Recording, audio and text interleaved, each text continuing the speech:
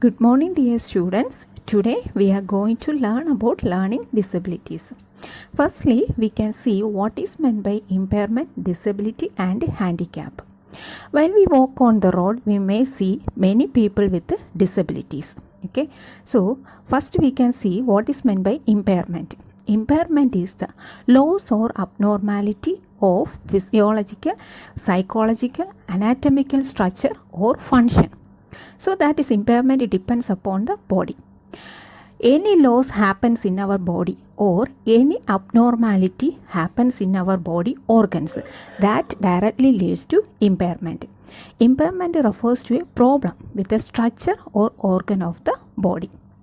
This impairment leads to disability. If a person having any impairment in any of his organs, that abnormality or loss will lead to disability. Disability is the restriction or lack of ability to perform an activity in the manner or within the normal range. That is a restriction. Okay, our body restricts something to do. Restriction or lack of ability to perform an activity in the manner or within the normal range. That is known as the disability.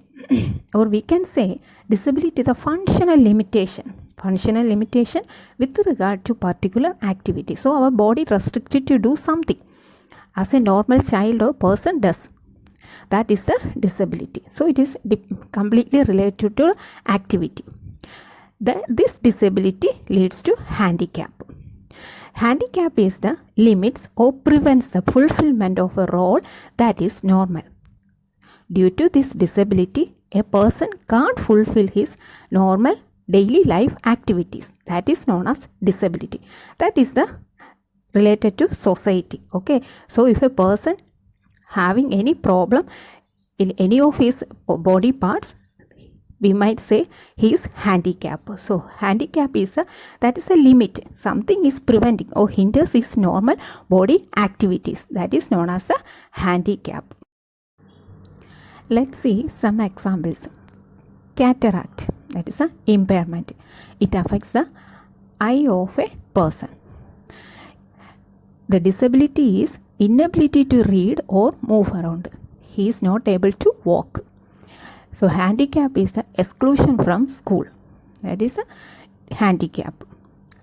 Then delayed speech. Delayed speech is the impairment. Disability, inability to speak clearly. So due to impairment, that is delayed speech, he can't able to speak well. So handicap is defective communication. Then motor deficit, that is the impairment. He is not able to perform daily activities. That is related to motor skills or motor activities. That is imbalance or joint stiffness. Due to motor deficit, that is his impairment, he is not able to perform daily activities such as dressing, feeding, walking. That is the activities we do in our daily life. That disability leads to handicap, dependence and immobility. That is, he has to depend upon others for help. Let's see about what are learning disabilities. Learning disabilities are problems that affect the brain's ability to receive, process, analyze or store information. So learning disability is a neurological condition that interferes with the person's ability to store, process or produce information. If a child having learning disabilities, he is not able to read, write, speak, spell, then do mathematics, reason, and also affect a person's then attention, memory, coordination, social skills and emotional maturity. We can see some learning disabilities appear to be passed down from generation to generation. So these problems can make it difficult for a student to learn as quickly as someone who is affected by learning disabilities. When we compare with the normal child and child having learning disability, the child having learning disability will affect more. For example, a person who has difficulty keeping things in a sequence, may have trouble keeping in order words and letters in reading, spelling, and writing. They feel difficult keeping numbers in order in math and keeping track of a class schedule. Let's see what are common types of learning disabilities. First one is dyslexia. Dyslexia is the disability with reading, that is problems in reading, writing, spelling, and speaking. Dyscalculia, disability with mathematics, problems in doing math problems, understanding time, then using money. Dysgraphia is the disability with writing, problems with handwriting, spelling, then organizing ideas. Then dyspraxia, disability with fine motor skills. It is also known as sensory integration disorder. That is problems with hand-eye coordination, balance, manual dexterity. These are some common types of learning disabilities. Now we are going to learn about dyslexia. That is one of the learning disability. Dyslexia is a neurological disorder that causes the brain to process and interpret written information differently. It affects reading and related language-based processing skills. The severity can differ in each individual but can affect reading fluency, decoding, reading comprehension, and so on. Let's see about the indicators of dyslexia. If a child having dyslexia, he will show some of the characteristics. Poor processing speed for spoken or written language. Poor concentration, then difficulty following instruction, forgetful of words. That is mixing up of letters, names and sounds. Reversing letters B and D, then difficulty in sounding out words, difficulty in spelling, slow rate of reading. Dyslexia is a Greek term. It consists of two words, dys, that is difficulty, and lexis, that is words. It means difficulty with words. Dyslexia is also known as specific developmental dyslexia. Specific developmental dyslexia. Dyslexia is a neurological disorder that causes the brain to process and interpret written information differently. It affects reading and related language-based processing skills. The severity can differ in each individual but can affect reading fluency, decoding, reading comprehension, and so on. Let's see about the indicators of dyslexia. If a child having dyslexia, he will show some of the characteristics. Poor processing speed for spoken or written language. Poor concentration, then difficulty following instruction, forgetful of words. That is mixing up of letters, names and sounds. Reversing letters B and D, then difficulty in sounding out words, difficulty in spelling, slow rate of reading. If a child having dyslexia, he has poor writing skill compared with the oral ability. That is messy work with many cancellations. Then letter reversals, that is reversing letters B and D. Then inconsistent spelling of the same word. Then letter confusion, the unusual sequencing of letters. Then indicators of dyslexia in primary learners reading. Those who having dyslexia will show slow, inaccurate or labored oral reading, difficulty in blending letters together, then difficulty in establishing syllable division, strange pronunciation of words, expressionless reading, deletion or addition of words, failure to recognize familiar words, then poor comprehension of text. These are some reading difficulties shown by the children having dyslexia. Next, we are going to learn about the indicators of dyslexia in primary learners numerals. How they feeling with dealing with the numerals. Children having dyslexia always confused with the numbers and the directions. They fail to sequence numbers, memorizing formulae, and difficulty to recognize and understand signs and symbols. So they have failed to understand the directions, which way they have to go. So these are some of the difficulties faced by the children having dyslexia. Next is the indicators of dyslexia in primary learners about time. The children having dyslexia feel very difficulty in learning how to tell time. They may have poor general awareness about time and timekeeping. Then they having confused concepts such as yesterday, today or tomorrow. They don't know what is going to happen in the next. So then also they are having poor personal organization. So these are some difficulties when they learn about time. Next, we are going to learn about the teaching strategies of dyslexic children.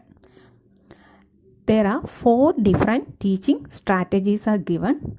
First one is a multi-sensory learning, loud reading, break task into small steps, then select and highlight most important errors.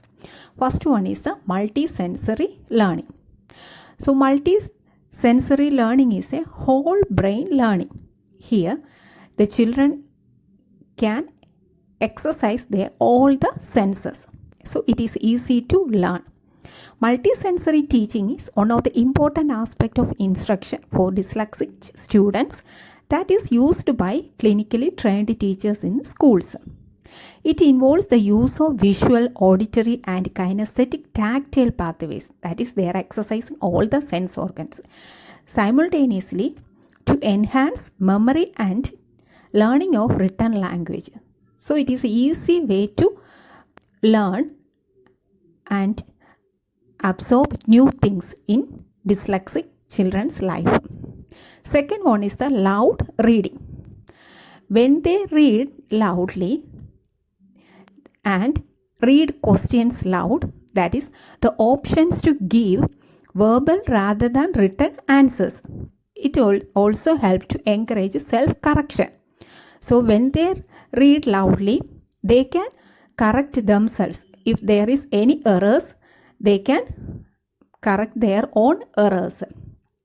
And select and third one is the select and highlight most important errors. So teachers should select and highlight most important errors, not all errors. Focus on the nature of the error, that is the quality, not the quantity, rather than number of errors. So teachers should always concentrate on the quality of the errors, that is the nature of errors. So we are giving chance to the children to correct themselves. What are the errors they are committing while they read loud? The last one is the break task into small steps and allow adequate time for completion. So if we are giving a task to complete the students within a time, we have to break the task. What are the work we have assigned for the students? We should break the task into small steps. So it will easy to complete the task within the time limit. And we have to give adequate time because these children learn their own pace. So we should provide enough time to complete the task.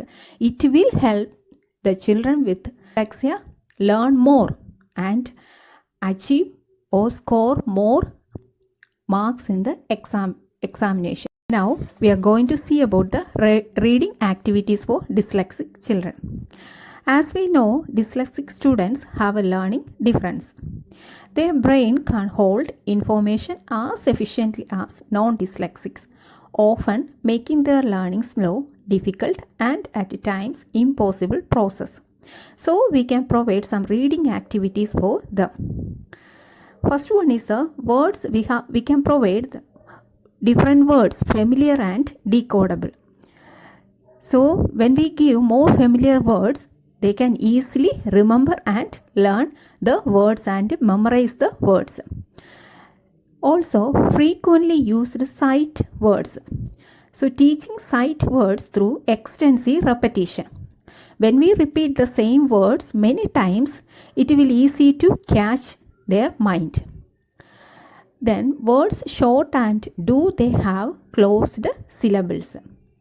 Sentences short and direct. The given sentences should be short and direct. Also, the font size should be 12 or higher, so they can see clearly, and the letter should be precise. If we are providing materials to read, the letters and the font size should be clear and precise enough, so they can learn and benefit the learning. Students with dyslexia often benefit from visual aids. If we are providing visual aids while teaching, they will be more benefited. While learning to read and recognize letters, so we can provide visual schedules or visual images for better learning process. Also, we can use large print text for worksheets. That is the font size 12 or above 12. Use audiobooks like those available through services like Bookshare, a free online library for students with disabilities. Bookshare makes reading easier and they can easily find virtually any book they need for school or the joy of reading. Then allow the student to use a text reader like a reading pen or text to speech software, that is a line reader. A line reader magnifies and highlights the portion of text over which it is placed. This helps dyslexic readers move through a book or worksheet and keep their place easier. So it will hinder or accelerate the learning. Use speech to text software to help with writing. Also, provide extra time for reading and writing. Give them plenty of time to complete their homework. If a piece of homework takes a day to complete, distribute it on a Friday so that the dyslexic child has the whole weekend to work on it. So they will get plenty of time to complete their assigned task. Then give the student multiple opportunities to read the same text. If we read the same text again and again, they will by heart also understand the meaning of the text. Also the spelling. They can spell the word easily and correctly. So they will remember the spelling. They can use pocket spell checkers. The dyslexic learner types a word how they think it is spelled, often phonetically, and the spell checker will return a correctly spelled match. This helps the child strengthen their confidence in both writing and spelling. So the pocket spell checker helps them to check the spelling of the word. Use reading buddies during work time. So these are the some of the. Also we can give colored keyboards. Colored keyboard. A keyboard with colored overlays and large letters make typing more accessible to dyslexic students. So they can attract also they enjoy their work and learn. So it will help them to accelerate their learning process. Teacher can involve the children with dyslexia for group activities. The instruction group of no larger than 4 group.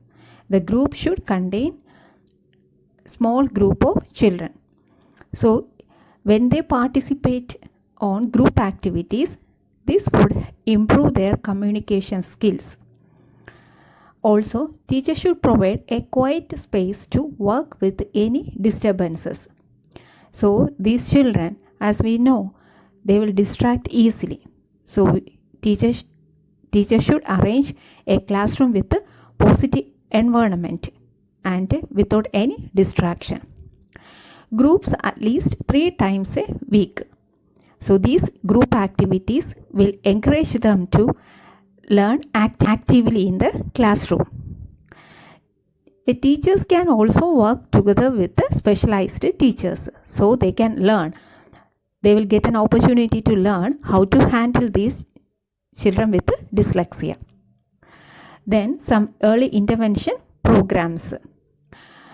They can listening to audio books as an alternative to reading. Also, typing on a computer instead of writing. So these are the some activities. They can use colored keyboard. These will attract the students or learn without boredom. So it will help them to learn or repeat the words they are struggling with. So they can read and learn new words in the classroom. So these are the some of the teaching strategies to help the children with dyslexia. Dear students, shall we recall the topic we have learned today? We have learned one of the learning disability, dyslexia. The brain is to make the shape of letters it should make it. It almost impossible the disabled person to like a normal person does. Let's see the symptoms. Mixing up of sequence of letters, have difficulty in sounding out new words, lack fluency compared to other children their age, reverse letters and numbers when reading. Read so SAW as was. Very poor handwriting, distorted words and numbers, different spellings for the same word, missing out the letters, adding extra letter or sometimes, for example, written went WHENT instead of went WENT. Writing mirror images of letters means writing B for D and P for Q and vice versa. Some of the teaching strategies we have learned. Multisensory learning. Multisensory activities help dyslexic children absorb and process information in a retainable manner and involve senses like touch and movement alongside with sight and hearing. Then physical activities to practice spelling. Use pocket spell checkers to check spelling. Use line readers to magnify and highlight the words. Group activities, repeating the words. Teachers should create a positive environment for the learners. Always encourage the children to learn something. Then teacher should give more time for thinking and answering a question. Provide title pictures, chapter names and bold-faced words in order to make a prediction. Give enough time for them to learn and submit their work. So these are the some of the important points we have learned about dyslexia. I hope all of you understood this topic. Thank you for listening.